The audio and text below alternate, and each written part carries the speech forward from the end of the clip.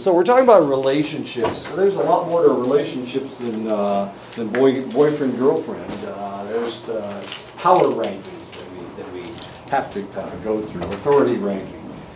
It involves the inequality relationships that people share. And if you've been paying any attention to the current president and some of the things that he says and some of the people that he interacts with and some of the people on his cabinet, you realize that there's a lot of this taking place in the federal government. Within authority ranking relationships, people are linearly ordered along a hierarchical social dimension. And of course, we listen to Trump and we listen to his speeches. And one of the things we hear him say is, well, I don't care what you like or whether you like it or whether you don't like it. I'm the president and you're not. We hear that a lot in his speeches.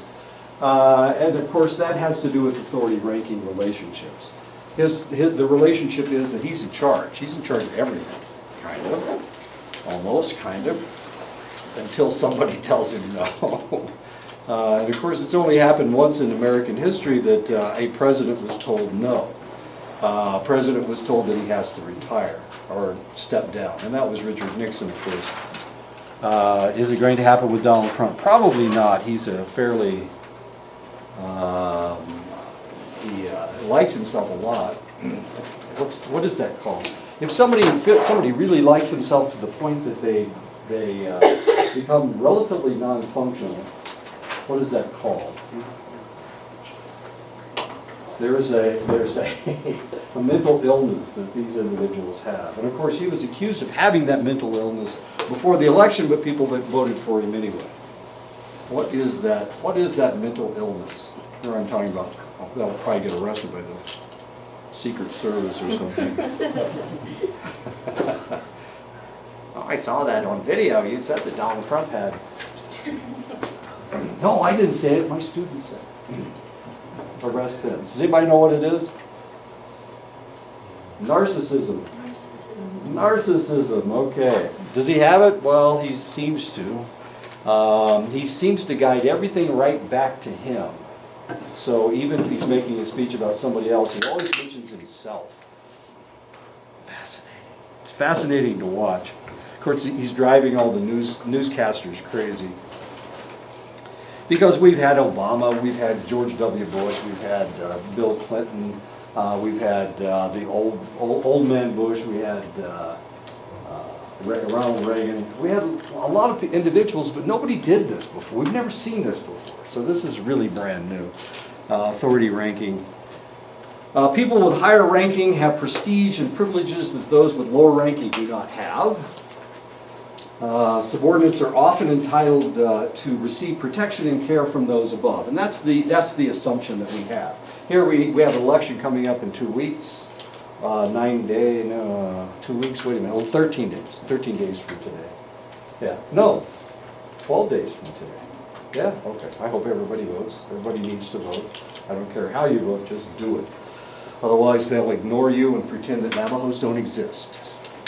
If you think I'm kidding, it's been happening for decades, and we don't need it to continue in the future. We need people from Arizona to care about you guys, and to care what happens to you. Because they'll ignore you if they can. I don't know how well John McCain represented the Navajo Nation, but he really needed to represent you guys. So did Flake, Jeff Flake. And of course you're going to go to the polls and decide who replaces Flake. McSally or Cinema, I think that's his name, Cinema. I don't get your television, so I don't know. I get Albuquerque television. No, I know what's going on in New Mexico, but I have no clue what's going on here. Anyway, they're supposed to protect you. That's the idea. The idea is that you elect these guys and then they protect you because you are their subordinates and they are up there somewhere. They are more important than the common man is. That's the assumption. But a lot of times they just do what they want to do and they don't care about what happens to their constituents. And of course, if that happens, you need to get rid of them. You need to elect somebody else. Somebody who will be representative for you. or to you. The lower ranked members earn less money, are allowed fewer privileges, and are obliged to follow the orders of those above them. My boss is Dr. Lerma. Dr. Lerma's boss is Geraldine Garrity, Dr. Garrity. Dr. Garrity's boss is Monty Russell, is her boss. So that's the way the power structure goes here. And then we have the faculty. And in most divisions, you have somebody that's in charge of the faculty members, but in our case, in psychology, we don't have that. We used to have that because Sarah was in charge of the program. She's not in charge of the program anymore. So if you want to see things change, or if something happened that you didn't like, just come and talk to either Sue or me, or even Sarah. I mean, you can always talk to Sarah about this stuff. And potentially we can get it changed. Potentially we can go a different direction. If you think we're not going in the right direction, we have classes we don't need, please talk to us. I don't have any emotional attachment to any of the classes or any of the things that are going on, so you can talk to me, and next time I go to a meeting, we're going to have one next week, I think. We always get a yelling match, so it's a lot of fun. Maybe it'll be Halloween, I'll be all dressed up. Anyway, please talk to us and tell us what you think we need. I was talking to somebody last night, and they were saying, you have too many Navajo classes in your program. I was thinking, okay, I'll go tell Wilson that he's fired. That's going to happen. Anyway, so whatever you want. There is a power structure. I can't go up to Dr. Russell and slap him on the back and, I say, yo, Monty, what's up, dude? Probably I wouldn't do that. I would be a little bit more respectful. I try to be respectful of everybody, but, well, sometimes. Okay. Asymmetry underlies all authority-ranked relationships in this classroom. I'm the authority in the classroom. I could force you guys to call me Dr. Bradway. I could make you call me professor or something like that, but of course, I don't sign my name Professor Bradway. I don't sign my name Dr. Bradway. So you guys can call me anything you want. I don't really believe in that. When I was in the military, of course, you've got to look at everybody's rank to find out what they are, and then you have to decide whether you have to salute them or not. That kind of thing. Well, I don't really like that whole idea. So as far as I'm concerned, I don't have to worry about ranking, and you don't have to worry about ranking. I'll try to be as fair to you as I can be. Another basic relational structure is equality matching, based on the idea of balance and reciprocity. So you get in a relationship with somebody, a romantic relationship, and or a friendship. Let's not be in a romantic relationship. Let's be in a friendship relationship. Okay, so you got a friend, and your friend borrows your car. Now, what does that mean? Well, that doesn't mean a whole lot unless you need to borrow a car. Then you can go to them and you can ask them if you can borrow their car. Reciprocity, balance. So you lend him your car, so now he has to lend you his car. Does that make sense? Or is that the way it works? Or does one person take and the other person gives? Is that the way it works?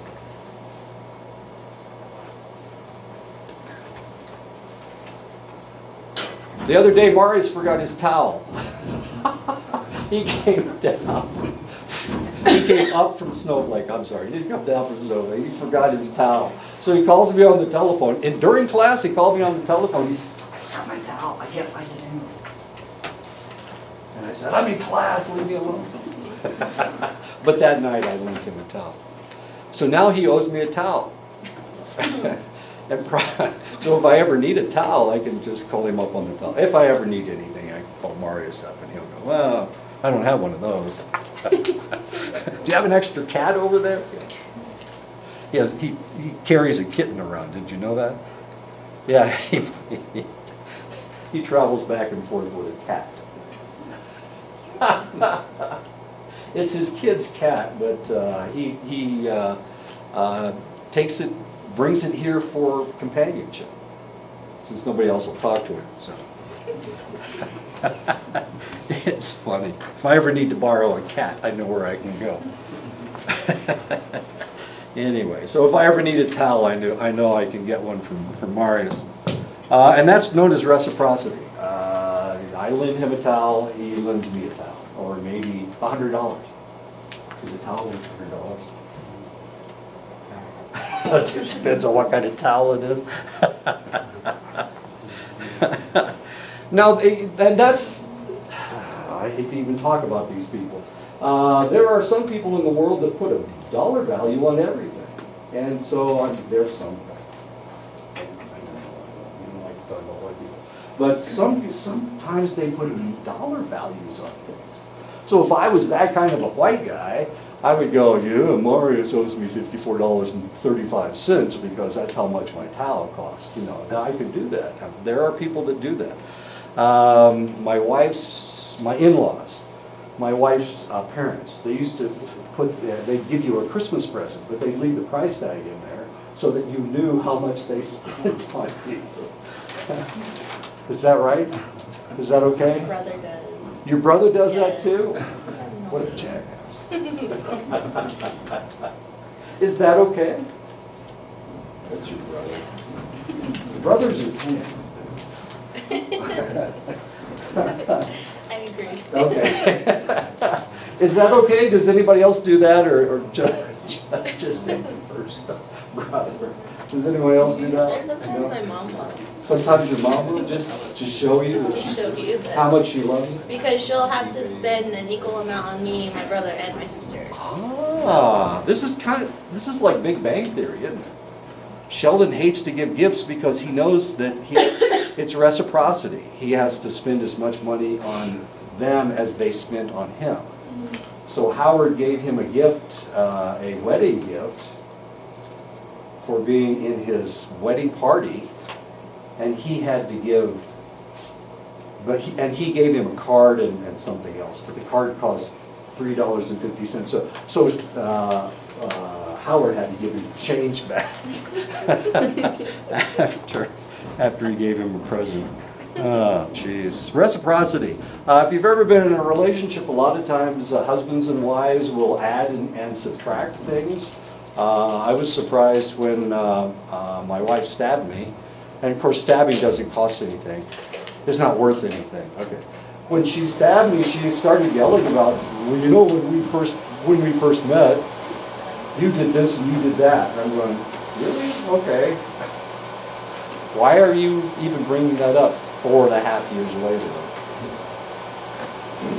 with a knife in your hand? Why are you bringing it up? But she remembered all that stuff. Every time I was nice to her, every time I was mean to her, all of that is added and subtracted. It's quite a relationship, as you can imagine. I bought her a pair of hot pants once, a hot pants outfit. So there was a top, a matching top, and then she had hot pants. Okay. Well, that's a positive thing, not a negative thing, I think. Well, anyway, she mentioned it when she stabbed me in the arm. Wait a minute. Of course, the fight was all about money. We were fighting about money. She'd spent all my money. I was in the Air Force, and the Air Force only paid you once a month, but she had just spent all my whole paycheck. I got paid the day before, and she spent the whole damn thing. Can you imagine?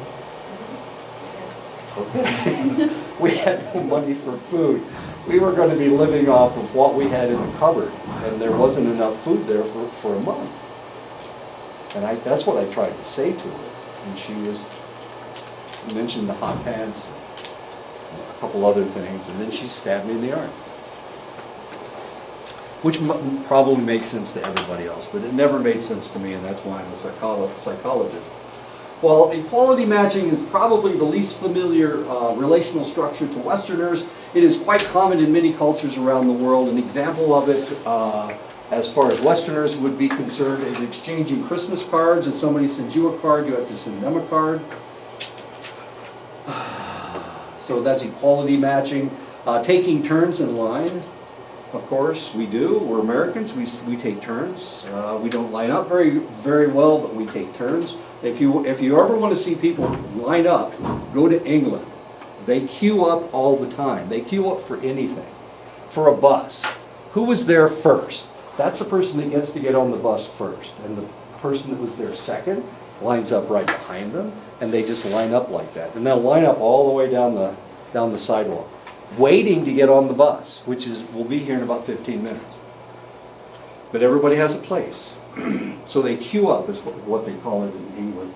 So we take turns exchanging dinner invitations. This may be why Sarah's not really happy with me. We went to, the first year I was here, she invited me out to dinner finally in the spring. And I didn't reciprocate. I did not invite her to dinner. Mainly because I would have had to have cooked the whole damn thing since my wife went back to Iowa and didn't come back, so I would have had to have cooked for her and Jerry. Well, if you understand, they both have these really strange dietary restrictions. I have no idea what I would have made. Anyway, dinner invitations you're supposed to do that. And then, of course, carpooling. If I spend gas driving you to Gallup, then you have to spend gas driving me to Albuquerque. No. Yeah, no, Albuquerque. Yeah. Okay. Market pricing is another type of relational structure. All features and benefits that are exchanged can be reduced to a single underlying dimension, and it's usually money. And this is what I was just talking about. People, they put price tags in their presents so you know how much they spent on you. And this is so that you can add and subtract and reciprocate properly. You have to give them a present that is worth exactly the same amount of money. People expect to ultimately receive something equivalent to what they have given, and of course that is market pricing, as strange as that may seem. So yeah, we live in the United States, and a lot of people do this, especially people that live in the city. I was watching a movie last night about two people from New York City, and they were doing that. I mean, they would buy a sweater for somebody, and they said, "Oh, well, she gave me a $150 sweater, so now I have to buy a $150 sweater." But of course, there's no $150 sweater. There's a $175 sweater and $125 sweater. What's she going to do?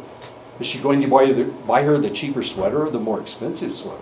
But they talked about this for 15 minutes as to whether they were going to pay $25 more or $25 less.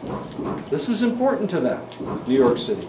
And then she saw a murder, and they had to go to Wyoming in order to not be killed by the guy that murdered somebody. Okay, anyway, that was fun. People normally feel some degree of freedom to move openly between relationships. This is known as relational mobility. So if you have a friend, and that's the only friend you can have because that friend gets jealous when you try to have other friends, then that's not relational mobility. A high relational mobility is when you can just flip-flop from one relationship to the other. And of course, there are a lot of guys that think that that's the way the world should be, that they should be able to date or be around anybody that they possibly want to be with. And that's, of course, that's what The Bachelor is all about. Isn't that the television show where they get to make out with all the women that want to marry him or something? I don't know. It has something to do with roses. And I've never actually watched the show, but he seems to have a high relational mobility. Other people feel more restricted in their relationships. They have low relational mobility. Their commitments and obligations to their own relationships are so great that they are controlled by them, and they don't feel the freedom to form new relationships. This is really kind of strange. This is like being in high school, and after you graduate from high school, you have to keep communicating with all the people in high school. You can't move away. You can't go away. You have to stay there. You have to do the same stuff you did when you were in high school. Have you ever seen this? Where people in their 30s are still running around with the guys they ran around with in high school. And everybody's in their 30s. Does this make any sense at all? Aren't we supposed to make new relationships? Aren't our brains supposed to grow and we're supposed to move away? Move away? No? Start new relationships? I don't know. I just had my 50th reunion. Some of these people I hadn't seen in 50 years. I hadn't even thought about them in 50 years. They look different. They're old. Oh my God, they're so old. I was the only one that looked the same as I did in high school. That's kind of tragic. I was teaching school. I had to grow a mustache, and they thought I was one of the junior high kids. But I had a mustache, so they knew I was one of the faculty members. Till my hair turned white, I looked like a junior high school student. It was embarrassing. My daughter has the same problem, except my daughter's real mean. So she has this really nasty look on her face. And so people don't really try to get crossways with my daughter. She's pretty mean. And she's got a really loud voice. Kind of like Robert Bearclough. Clough, yeah. I know, it's that loud. It's funny. Okay, so, yeah, okay.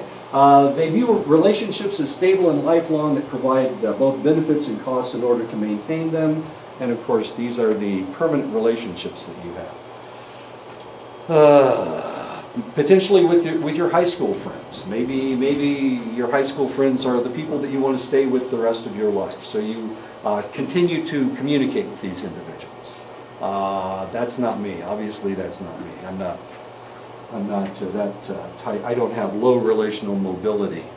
When I left high school, I left high school for like good.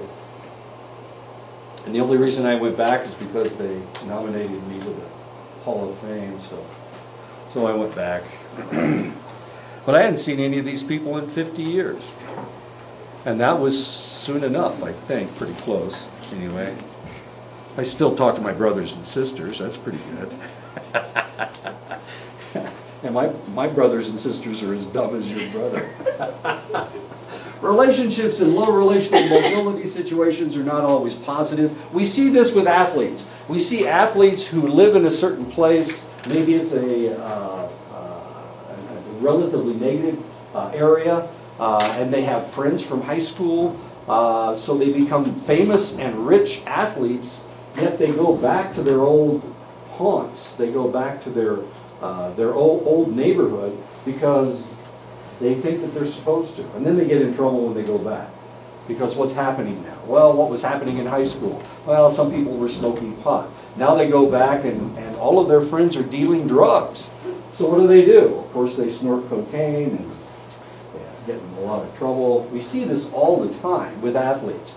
They're really good there when they're rookies. But then their second year, they go back after they're rich now. They go back, and of course, all their friends want to communicate with them. So what do they want? Well, they want money, of course. But then they get in trouble because they don't want to seem different than they were when they were in high school. So these people get in trouble. And we see this all over and over and over again. Is anybody a Cowboys fan? No? Okay. You remember the guy named Emmitt Smith? I think he still holds all the rushing records for the Cowboys. Emmitt Smith was from Florida. He's from Miami. He's from the same neighborhood as Darryl Strawberry and Dwight Gooden. Emmitt Smith, of course, he moved to Dallas because that's where he played football. And he was good, and they paid him a lot of money. At one point, somebody asked him, well, why don't you go home to your old neighborhood? He says, I can't go home. If I go home, I'll get in trouble. So he just stayed away. He changed his lifestyle. He changed who he was so that he could be a running back.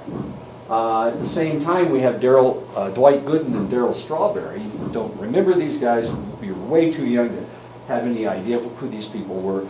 Dwight Gooden was such a good pitcher that the first year he pitched, he won 28 games and lost 2.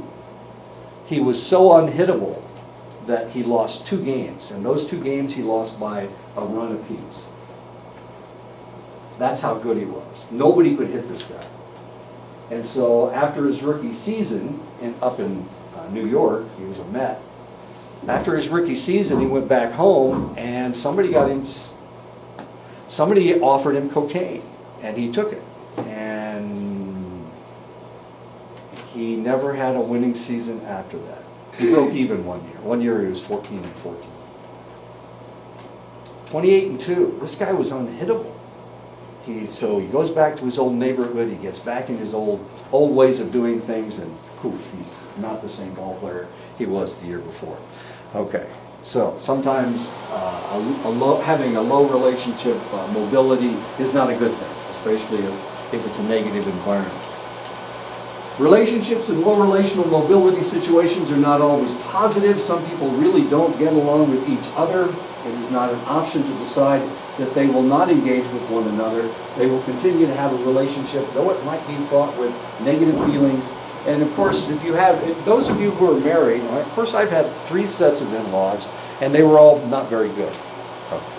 Or maybe I'm not very good. Maybe that's my problem. Maybe they were wonderful people, and I'm just not a very good person. Anyway, my in-laws have always been really bad people. And you want me to explain to you why? Are you ready for this? Okay, I always marry women women marry me because they're daddy's girls, okay? How about that? And I'm a strong father figure because I have children. I did a very good job of raising my children. So I attract women who are looking for a father figure. Whoops. So what does that mean? If they identified with their father, that means they didn't identify with their mother. And if they didn't identify with their mother, then was probably the reason why. And in all the cases that in all the cases, it was because the mother was crazy. Depressed, overly anxious, bipolar, my God, there's all these different problems. Anyway, and that's the reason that I've had really bad in-laws. I've had a crazy mother and a father that the female identified with, and because of that, the mother was dominated the relationship, and because the mother dominated the relationship, and because the daughter didn't like her, then she didn't like me. Okay, how's that? Does that make sense? All right. Now you understand who I'm attracted to. And this happened, well, it happened more than 3 times. Well, I've only been married 3 times. But this has happened over and over and over again. And it's not my fault. I mean, I'm not going to be attracted to somebody that doesn't like me, right? So since I was a strong father figure, I always attract women who are daddy's girls. Okay. There you go. Now you know. Now you understand my life in a nutshell.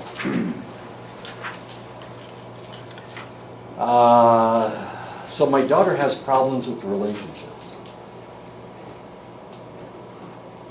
Huh. And she's a daddy's girl. I know. Well, we'll have to think about that one. Okay, anyway. So I've always had problems with in-laws. The average American adult reports a network of 20.76 friends, about 21 friends. What do you think? Is that about right? How many friends do you have? 3? 2.5? Yeah, 5. 20 about right? Somewhere around there. 20 about right? About 15, 16. Just count them. I don't know. If you have so many friends that you can't count them, okay? It's probably in the 20, 30 range. So 20 is about right for you. Okay. 20 about right? She's such a good nerd. 20 friends? 30? 40? Oh my God. I hope you're not counting me. No, you're one of them. Yeah. You're number 1. Number 1.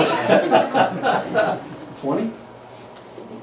More? More than 20? I didn't even have 20 friends at least. More? 20? No? Like, what qualifies as a friend? No, if you consider them your friend, I guess they're your friend. It's people that like you, not people that you wish that like you, okay? Less than 20. Less than 20? Maybe 15? Probably 15? 10? Means it over 20? Over 20? 20? She's nodding, so he doesn't have a clue. It's just you and me, Bruce. Okay. If I ask you to name them all, can you name them? Tyrone? He's your only, the two of us are your only. Okay, so Americans average about 21 friends apiece. Now, the interesting thing is they did this all over the world, and I have some of the figures here. We have more friends than anybody else does. People think that people in the United States are friendlier than just about any other place. And if you think about it, well, of course, you guys have never been anyplace else, but you've been, Francis, you've been all over the place. To Europe, did they seem as friendly as Americans are? No, hell no. Not just no, but hell no. Yeah, I know. You were kicked out of a restaurant. Was that in Italy? Is that where you were kicked out? I believe it was Rome. Rome? Yeah. Yeah. We went there and they thought we were refugees. I thought you were a We refugee. were with a group from Texas and North Carolina from here. And,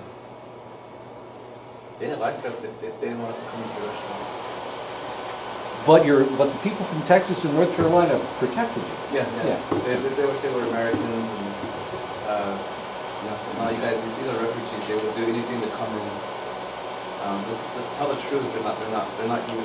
So we spoke perfect English and we had to tell them no, they're Native American and went down to Right. I think once we said code talkers, then everything flipped. Oh, okay. Navajo. What if you'd been a Choctaw or something? You didn't have any code talkers. They put us on the highest, the best seating in the restaurant. You know, they were just trying to keep you away from everybody else, is what they were doing. In Hong Kong, the average adult has about 13 friends. So this is China. This is a collectivist country. And one of the things we're going to discover is that in collectivist countries, they have fewer friends than in individualistic countries. And there's a reason for it. And we'll talk about that in just a second. The Germans, and of course, Tiffany's going to write a paper about the Germans. You're not? You are. Yeah. Okay, she's going to write a paper about the Germans. Germans are not the most friendly, they are the least friendly people around. Really kind of fascinating. They have really odd, different personalities, don't they? Did you learn that from that book? Yeah. So I decided I would order novels written by Germans. Oh my goodness, they are so dark and unhappy. Oh, it's the saddest thing you ever read. Anyway, so Germans have between, an average of 12.75 friends.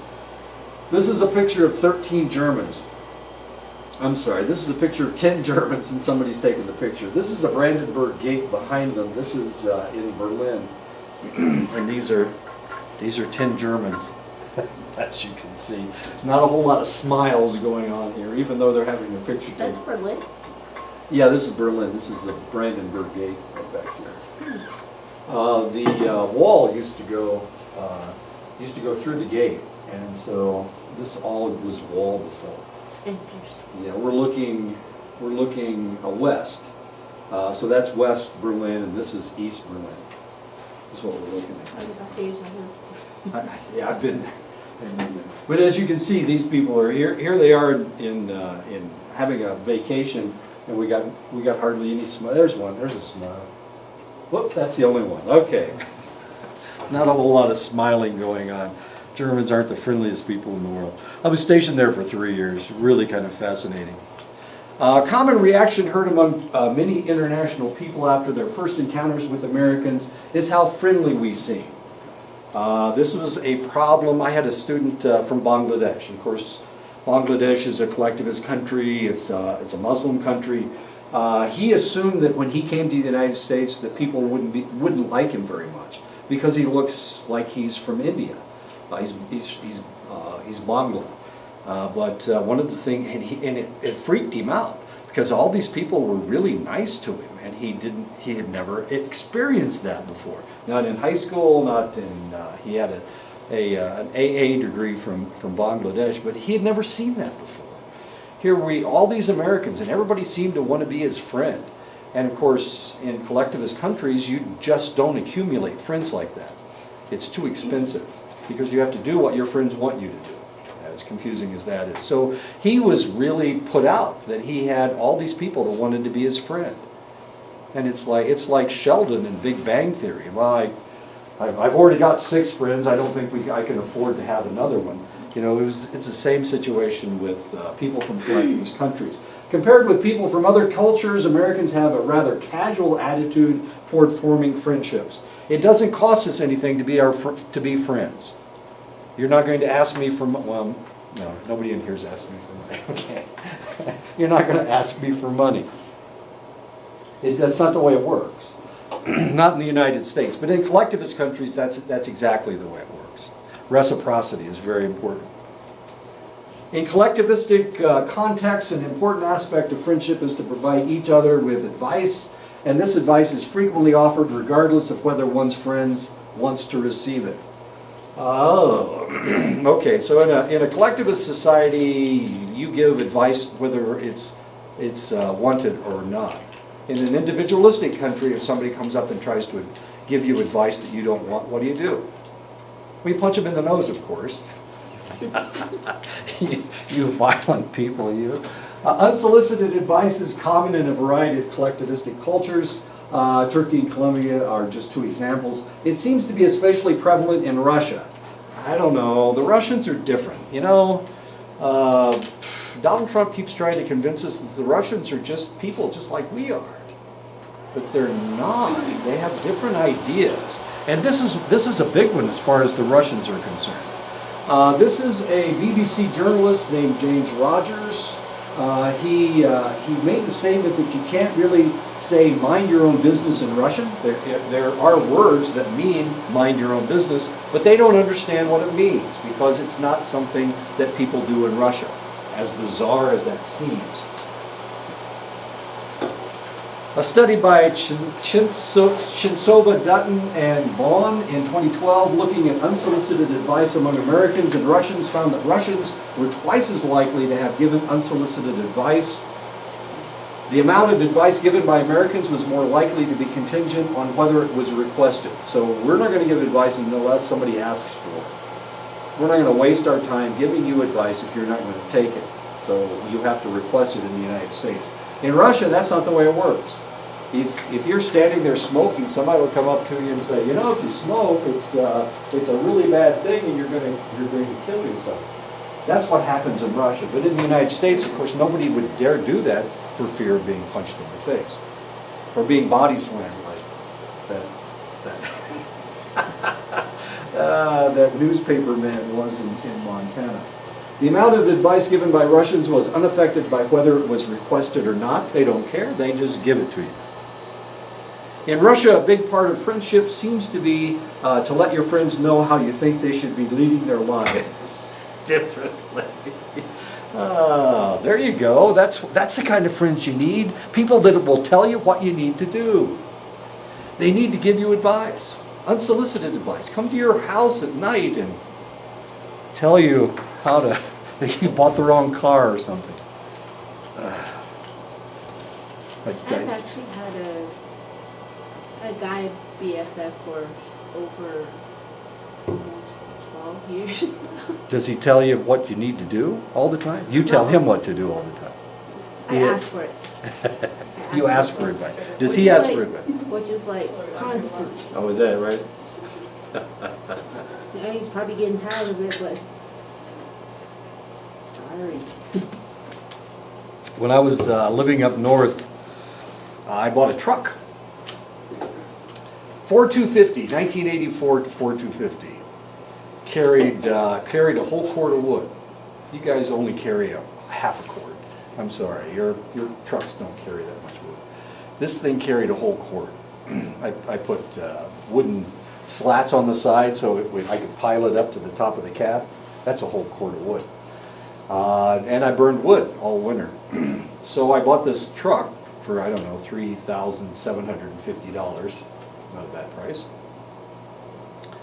And after I bought it and drove it to work, everybody and their cousin, literally everybody and their cousin came over to tell me, well, I could have gotten you a better truck for that for half the price. And everybody said exactly the same thing. I could have gotten you a better truck for half the price. If I'd known you were looking for a truck. It's them damn Grovons, those guys. Unsolicited advice, there you go. I got it in spades from those guys. Oh, I was selling a truck and it's a 93 and I would have sold it to you for $2,500. Anyway, it was a great truck. I carried a whole quart of wood in it. I could drive, it got like 11 miles to the gallon. Okay. It was all jacked up so I could drive through the snow. Snow's the problem up there. When Ghanaians and Americans were asked whether having a lot of friends was good, Ghanaians said that it was foolish to have a lot of friends. Friendship to Ghanaians involves obligations, both financial and social. Thus, too many friends could make you a pauper with no control over your life. And if they asked you to go to a party, you had to go. If they asked you for money, you had to give it to them. So for that reason, people in Ghana do not have a lot of friends. The more friends you have, the poorer you are. Research conducted with Westerners has shown that physically attractive people have a number of more positive life outcomes than those that are less physically attractive. And these outcomes extend across a broad array of domains in ways that may seem patently unfair. Patently unfair. So if you're an ugly person, you get jack squat. If you're a good-looking person, you get stuff and you don't even realize you're getting it. And you assume that everybody's getting the same thing. The head cheerleader, she gets stuff. The captain of the football team, he gets stuff. Especially the captain of the basketball team, the guy that scores almost all the points on the basketball team, everybody loves that guy. And he gets stuff. He gets, let's say he's got a B+. He's got an 88 percentage average. Guess what grade he gets? B+. He doesn't get an A. Of course he gets an A. He was so close. Maybe he's got a 79. Guess what grade he gets?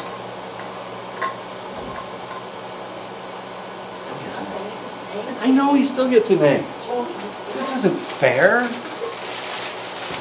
I've never been the captain of the football team. Or I was tall once. No. Essays that are believed to have been written by attractive authors are evaluated more positively than ones believed to have been written by less attractive authors. This was a study done in 1974. It's still true today. Females are more likely to get high grades than males are. For some reason, teachers like girls better than boys. You can watch this happen all the way through elementary school, all the way through junior high school, all the way into college. We see exactly the same thing. And there are even some college professors that have exactly the same problem. My son called me last night. My son's not a bad-looking kid, and he's a bodybuilder too. So he looks okay. He looks pretty good. But there's a female in his class. There's a female in his class. It's a relatively young female. She's a pretty nice person, and it's not that he doesn't like her. It's the fact that he's afraid that one person in the class is going to have to fail. And he's afraid he's going to be that one person because he knows that she won't fail. And he was talking to me last night. And the other guy's a big, tall, gorgeous Cuban guy. This is in Florida. My son lives in Florida. So he's got a female, he's got this gorgeous Cuban guy, and then there's him. There's a couple of negatives about my son. One of them is he doesn't wear glasses. And academics don't see them as other academics, because if you read a lot, it makes you blind. Then you have to wear glasses. That's not fair. So people that don't wear glasses obviously don't read enough. Bruce. I don't wear glasses either. I know, that's my problem. I have to read your papers. I'm going blind. Anyway, and he's afraid that he's not gonna pass, because he's afraid that he's gonna have to flunk one person, and if, he knows that one person's not gonna be the good-looking Cuban guy, and he knows it's not gonna be the female, so that just leaves, he's the odd man out. He's a little bit older than well, he's 46. I know, he's 46.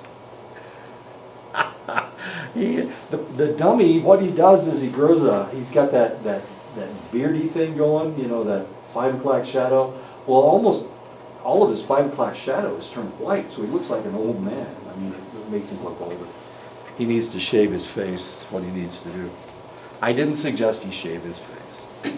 I told him to stick it out, he'll probably make it. Attractive politicians get more votes than unattractive ones, and this is one of the reasons why there's so many fights going on. I don't know how attractive you think that Donald Trump is, but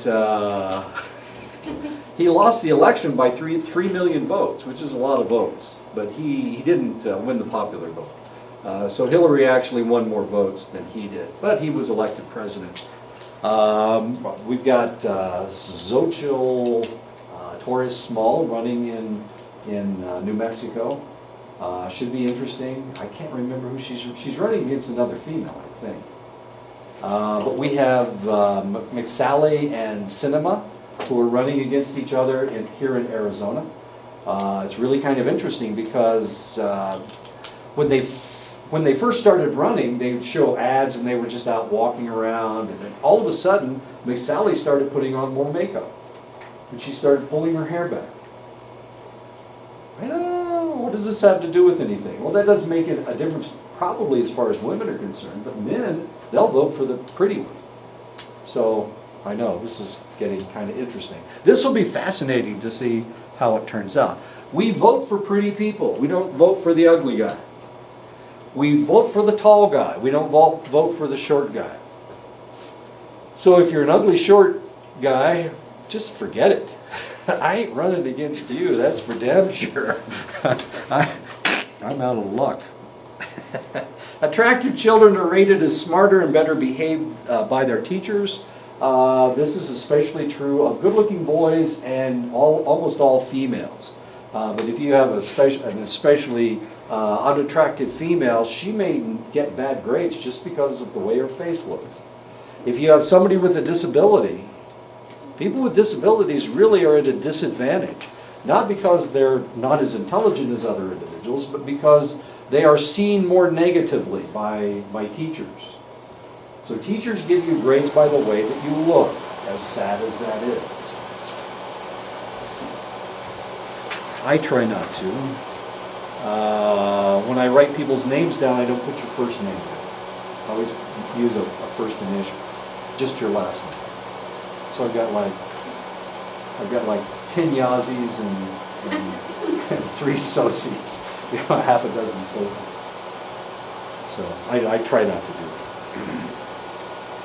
that. Attractive MBA grads earn more money than less attractive MBA grads. This is a study done in 1991. I'm not asking you which one is the more attractive, the tall one or the short one, the blonde or the brunette, the chubby one or the unchubby one. You can make your decision. And when you hire somebody as your MBA, which one are you going to hire? Which one looks like they're smarter? Well, this one's got cords. Well, she's got cords. So she was summa cum laude or something. Yeah. Or a member of the Honor Society or something. Not the chubby one. She was SOL, I guess. Attractive criminals get lighter sentences than less attractive criminals.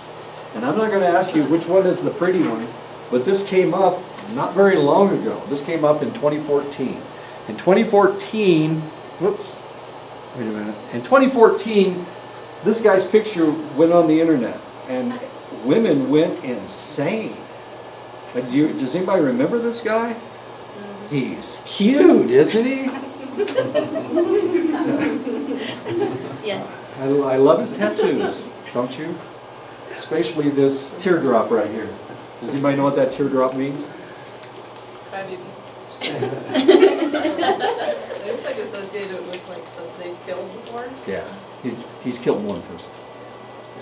just imagine like other serial killers if they were to get tattooed and that. It just kind of identifies them. They put themselves out there, but some people put fake teardrop tattoos on them. Well, I can imagine, putting a whole string down here. Oh, Down the other side. I'm a mass murderer.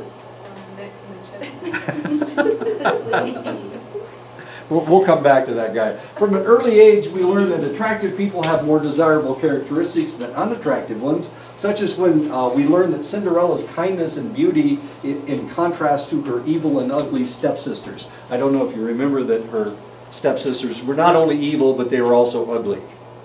And of course, that's what Walt Disney showed us, evil and ugly. And there's Cinderella, who looks like the girl next door, and you would hope that you didn't have the ugly stepsisters living next door to you. Walt Disney, you're changing our life. Some people refer to this as the tyranny of the beautiful, and it has been explained by our ability to discern beauty almost immediately after meeting someone. So we decide what somebody looks like and whether they are beautiful as soon as we meet them. We give them a score in our brains as to how attractive they are. We will often assume that they have other positive features as well, and this is known as the halo effect. So women saw him. It was his mugshot. This is his mugshot, actually. This is his mugshot. He was in Sonoma County, California, and they put his mugshot up, and women just went crazy over it. I know. They didn't even look to find out what he did. What did he do? He Or you was. didn't care to look that up? He was involved. He was involved in gang violence and criminal assault, I think was why he was in jail. Okay. But nobody cared. They said, I've heard people just recently were talking about Ted Bundy too. Ah, Then female are like, oh, he was attractive. So like the serial killer, that's one of the, famous, infamous. isn't that the guy you're looking for? Hubba Hubba. Yeah. The guy with, okay, we all look how pretty his eyes are. Aren't those gorgeous? What does that have to do with him? The color of his eyes. Guess what happened to him when he got out of jail? Got a modeling contract. He got a modeling contract, exactly. And he knocked somebody up. He left his wife and kids. He left his wife and kids and went over to England. They wouldn't let him in England because he has a felony conviction. But he modeled in Italy, I think, and he had a girlfriend. I think it was his agent, and he impregnated her. She has given birth to this. I just looked it up. I couldn't remember his name. His name's Jeremy Meeks. The guy's tattooed like everywhere. He's really kind of interesting. There's a reason why I have Audie Murphy's picture up here. Has anybody ever heard of Audie Murphy? Audie Murphy was the most highly decorated soldier during World War II. He won the Congressional Medal of Honor, the Croix de Guerre. He won the Silver Star, the Bronze Star. He won the Silver Star 3 times. So that's the Silver Star with 2 oak leaf clusters.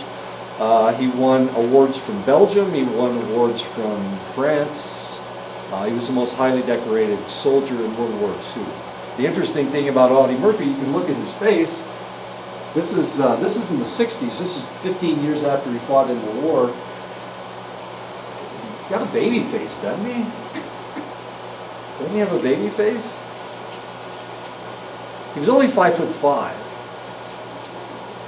Yeah. He was a pretty vicious guy.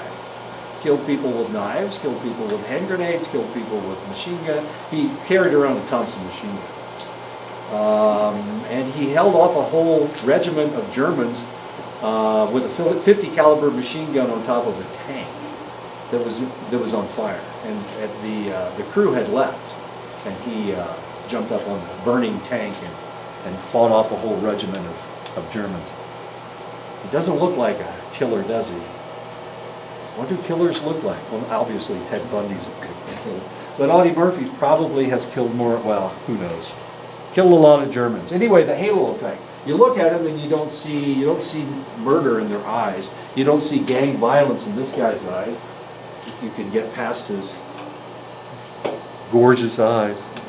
Anyway, This is Jeremy Meeks. So we'll see what happens with Jeremy, whether he divorces his wife, which he hasn't done yet. Okay, his girlfriend, his mistress has just had a baby. I was reading what the English were saying about it. They called his girlfriend his mistress. I thought that was kind of interesting. Anyway, Jeremy Meeks. So we assume if they're pretty people that they are good people, and this is one of the reasons. This is one of the ways that Ted Bundy was able to induce women to join him, and of course then he raped and murdered them. But he was a very attractive man, and because he was attractive, people didn't think anything negative about him. How can a pretty person be bad? They must be good because they are attractive, and that's known as the halo effect. People from God in the United States were asked whether they were happy with their lives. Attractive Americans were more satisfied with their lives than unattractive ones. So if you're a pretty American, you're feeling pretty good about yourself. On the other hand, attractive Ghanaians were less satisfied with their lives than unattractive Ghanaians, as confusing as that is. Mainly because in the United States, beauty is a commodity. If you are in school, then you're going to get high grades. You're going to get to go first in the lunch line when you're in the 3rd grade. No, it's not fair. You get picked first on the soccer team. You get to be the captain of the basketball team because you're a pretty guy. That's just the way it works in the United States. In Ghana, it's not the same way. Now there's one problem that Heine doesn't talk about in this book. There's one problem that pretty people do have.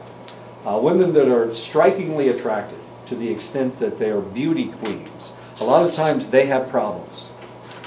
And the problem is that the problem is that men don't see them as people, they see them as objects. They objectify them. And of course, this is a problem that we're having anyway. One of the questions, is anybody in here a senior? Well, Travis is. You're taking 497. Are you in 498 or 499? Oh, no. Oh, you're not a senior? Okay. I am a senior. Then you'll have to decide which one of those. Oh, I'm gonna go in 499. Okay, that's good. What do you define as a senior? Sorry? What do you define as a senior? Somebody's going to graduate in next semester. Oh, Okay. I'm a senior. Taking those classes until next semester, like 3 of them, Yeah, to complete. you can either take 497, 498, or 499. 497 is independent study, 498 is research. Undergraduate. Sorry? Yeah, undergraduate research. Yeah, undergraduate Signed up research. for the 499? 499 is internship. of Yeah, I feel- one kind of, okay. That's before I found out you were gonna do that. You can switch if you want. Yeah. All right. One of the things I'm going to ask you is what is going to be the problems in the future? Mental illness keeps changing. We keep adjusting it. We need to adjust it because things change in the United States, change in the world. So this may be men objectifying women has been around for a really, really long time. But is it getting worse or is it getting better? The Me Too movement seems to say that things have been pretty bad in the United States. So one of the problems we may have in the future, one of the mental illnesses we may have in the future is pornography. It may have to do with pornography, or it may have to do with video games. We've never encountered anything like this before. Psychologists have no clue what's going to happen next. We can't predict the future. So that's one of the questions that we have to ask ourselves. What are the problems going to be in the future? And if we can get on top of it before it happens, maybe we can actually keep it from happening as desperately as it's going to happen. Another question that we have to ask ourselves before they legalize marijuana is what the hell is it going to do to people? We already have an inkling as to what is going to happen, but if we legalize it in the United States, can we keep it away from children? Well, if we can't keep alcohol away from children, how in the world are we going to keep it away from pot away from children? Not only that, but they put THC in candy. They're called edibles. How in the world do you keep candy away from kids? I know, it's almost Halloween. I'll see if I can keep those kids from taking a handful of my candy. We'll see if that's going to work. One of the problems that we see with attractive people is that women can't trust men. They don't know how men feel about them. Men will court them. Are they just looking for sex? That's the question. It's called, and a lot of times they don't date anybody because they don't trust anybody. They're too pretty to trust people. And this is known as the Miss America syndrome. These individuals who, they don't date through high school because they're too pretty, and they don't trust guys because they think that they're only after one thing. And then later, of course, they become beauty queens and they become Miss Americas and whatnot. Well, who do they marry? Do they marry, I don't know, one of the Hemsworth brothers? Aren't they from Australia? The Hemsworths? Ooh. Those guys, yeah.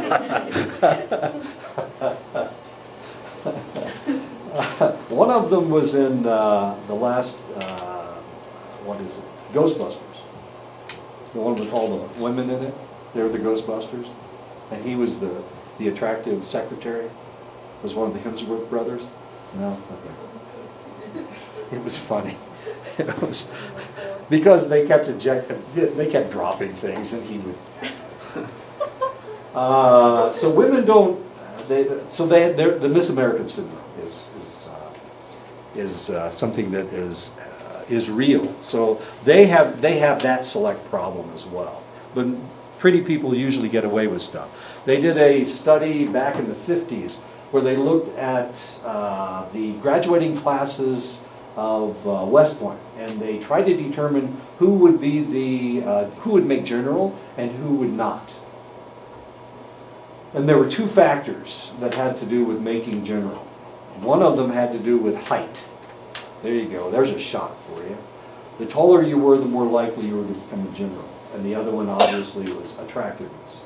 So the ugly guys that went to West Point only made major, and the pretty guys, they just jumped right through the ranks and they made rank much higher. Okay. You want to talk about the women? Are you sure? It has to do with breasts. Okay.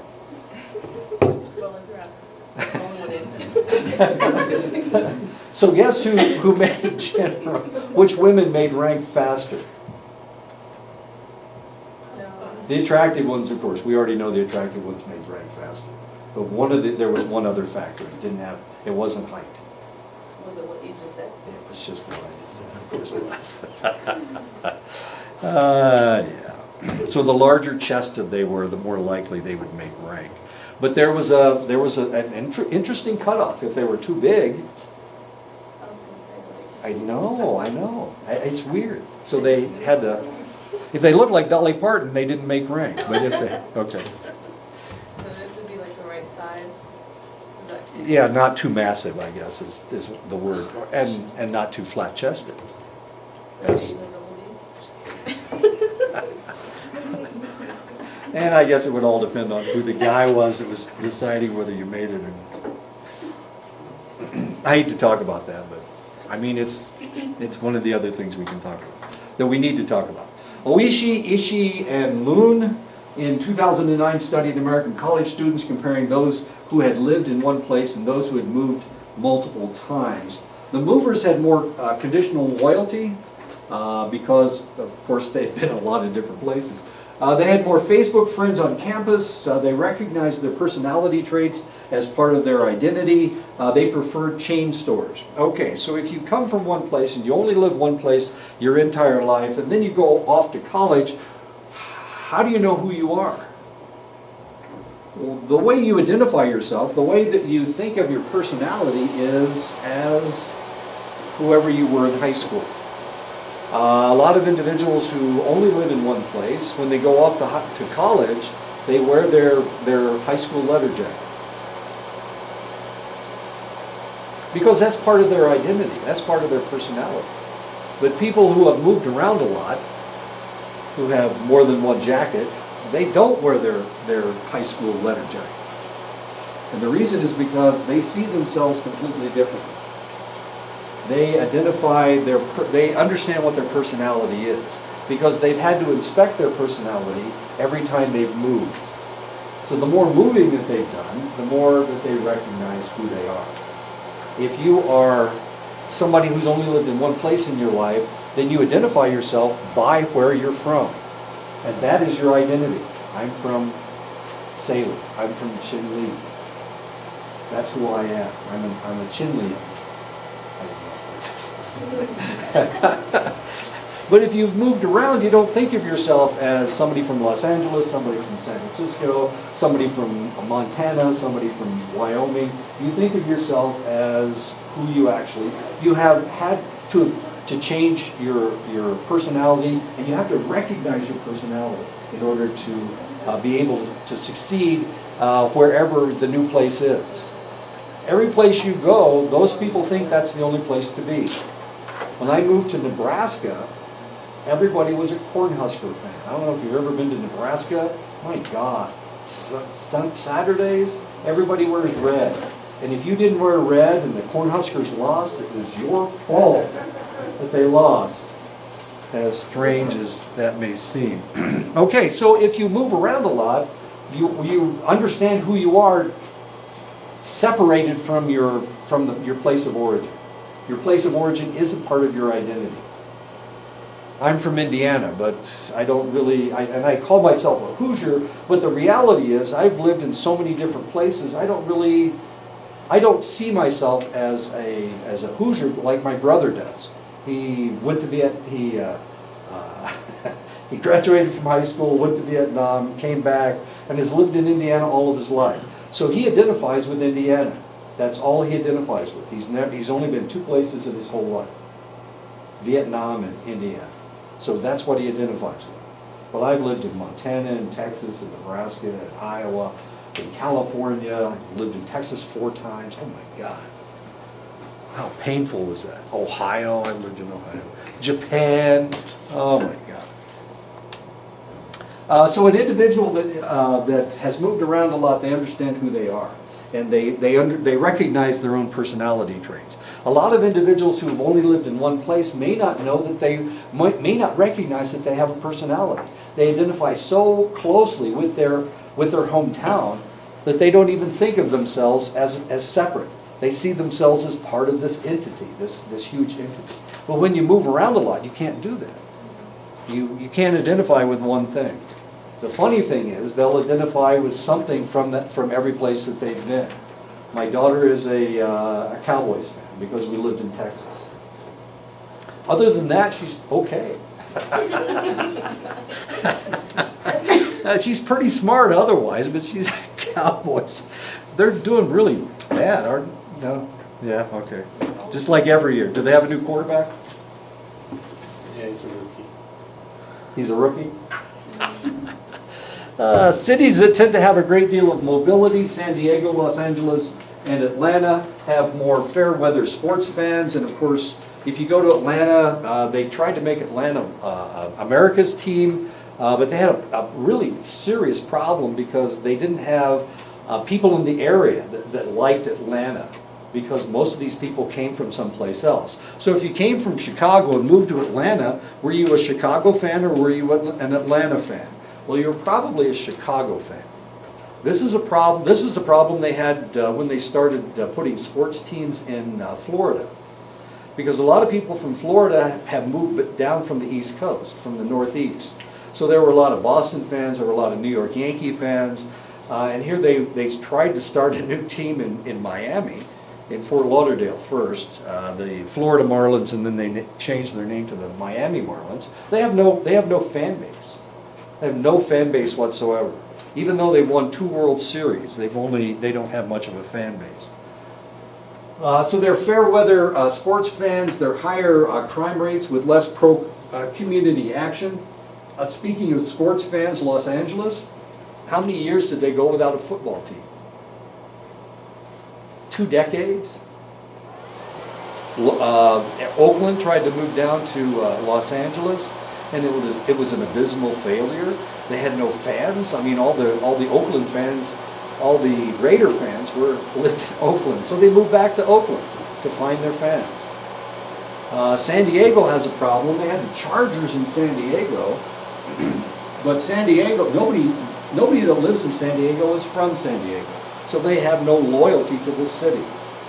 So they just moved San Diego to Los Angeles. How stupid is that? They moved the Rams from St. Louis back to Los Angeles, that originally they were Los Angeles Rams. Now they've got two teams in Los Angeles, but they still have no fan base. But there's 17 million people that live within the Los Angeles area, so maybe somebody will come up from San Diego to root for the Chargers. I don't know how the Chargers are doing.